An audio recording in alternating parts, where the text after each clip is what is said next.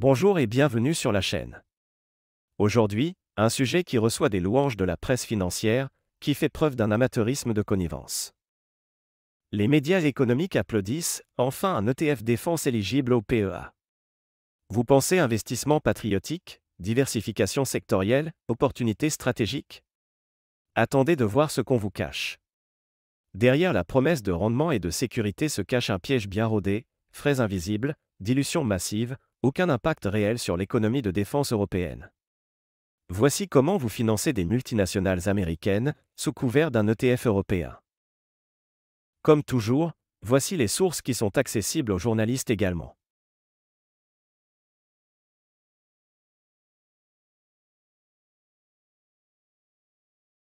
L'argument marketing est simple, soutenir l'industrie de défense européenne, alors que la guerre en Ukraine et la montée des tensions rendent ce secteur vital.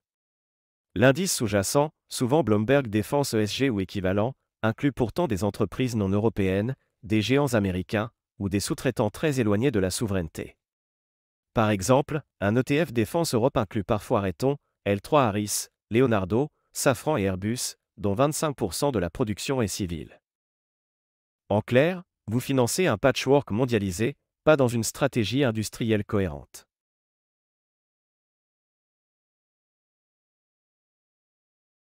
Le rendement moyen de ces ETF est souvent inférieur à 5%, brut, sans garantie.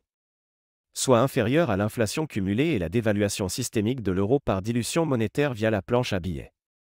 De plus, il dépend de la valorisation boursière de groupes déjà largement surcotés. Exemple, le nouvel ETF d'Amundi baisse ses frais de 0,35% à 0,15% la première année, mais pas de dividende direct pour vous. Pas de protection en cas de chute des marchés, or le secteur défense est très cyclique. Et surtout, aucun impact sur l'innovation militaire réelle. C'est un produit d'ingénierie financière, pas un financement de l'industrie.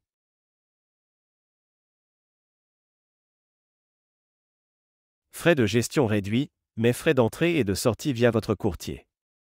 Frais de change si vous investissez en version dollar. Volatilité masquée par la pondération flottante, les gros groupes absorbent tout, les PME sont invisibles. Résultat, sur 5 ans, vous pouvez perdre de l'argent en réel, surtout avec l'inflation monétaire de l'euro.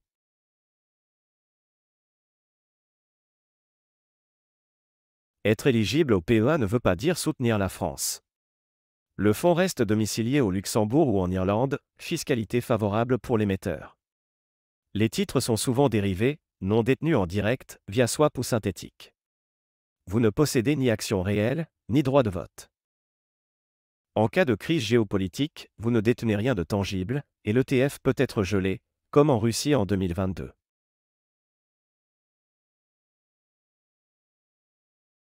Un ETF ne finance pas l'armée, ni les États. Il achète des actions déjà cotées sur le marché secondaire. Qui gagne? Les gestionnaires d'actifs comme Amundi, BlackRock et Lyxor. Qui perd? L'investisseur naïf qui croit soutenir une cause géopolitique stratégique et faire des profits. Vous êtes un pion dans la machine à cash des fonds passifs.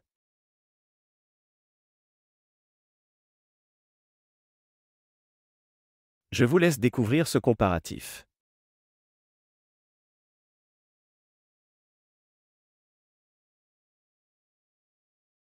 L'ETF défense est à la souveraineté ce que le fast-food est à la gastronomie, une illusion d'efficacité, sans aucun nutriment réel.